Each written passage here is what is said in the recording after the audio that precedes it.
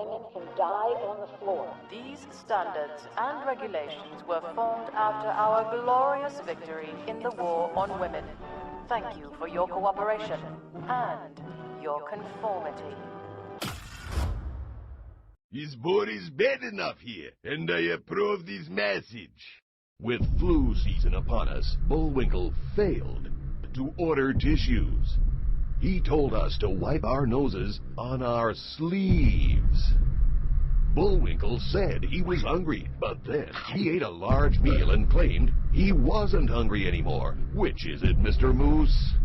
Bullwinkle promised to create new jobs. Then why does he tie his own shoes? I don't have any shoes. Couldn't he hire someone to do it for him? He sent jobs overseas, including the job of sending jobs overseas. He's kept wages down and left the toilet seat up. No, Bullwinkle! He knows the way to San Jose, so why won't he tell us what it is? He can't tell the difference between one thing and another. He calls jeans dungarees. His tennis game is an embarrassment. He can't read Latin. He smells like cheese. Dogs think he's scary. Would you trust Bullwinkle to defend us from giant mechanical mice? My message is clear. Tuna fish, leg warmers, mastodon. You think that's clear message? Sounds like more political double talk from Moose. I'm Boris Bedinoff. Of course you can trust me. Huh? Oh. Also, I like children and puppy dogs. Paid for by Bad Enough is Good Enough. Be done now? Oh, boy. Get me out of here. Again, special thanks to the producers here at the Conservative Broadcast Media Network for that little humorous thing.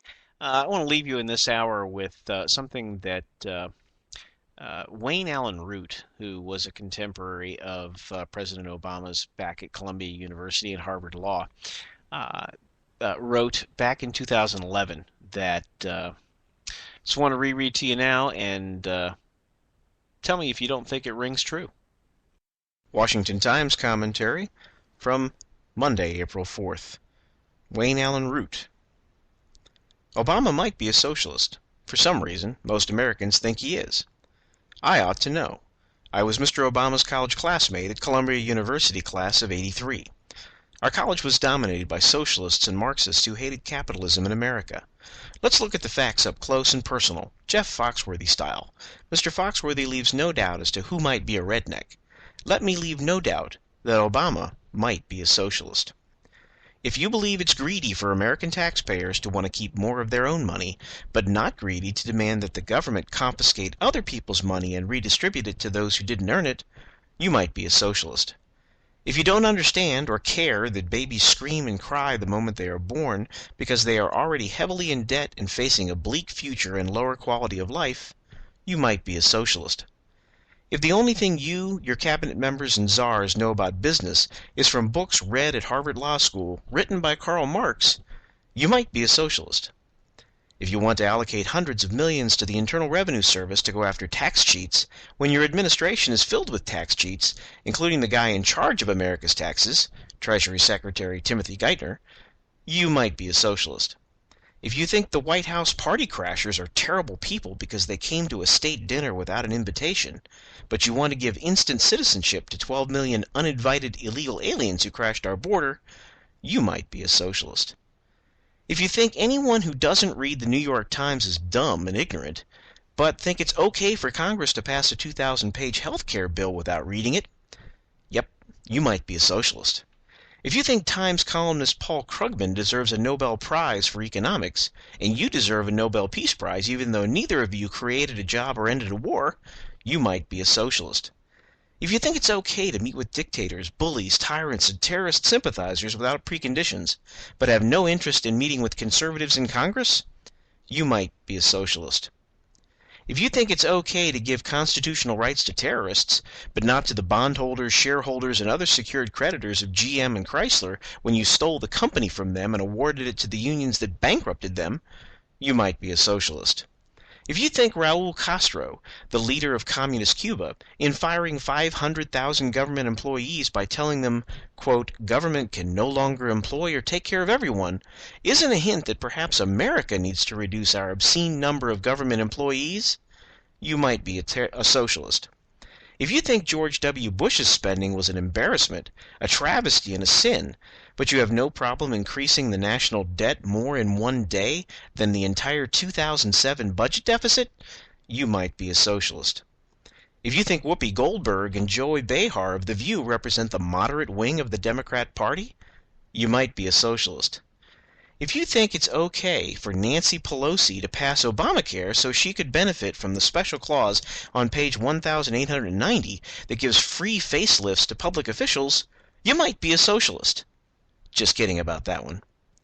If you want to convert America to a quote-unquote green economy to create jobs, after Spain has proven the green economy destroys 3 times as many jobs as it creates and leads to 20% unemployment, you might be a socialist.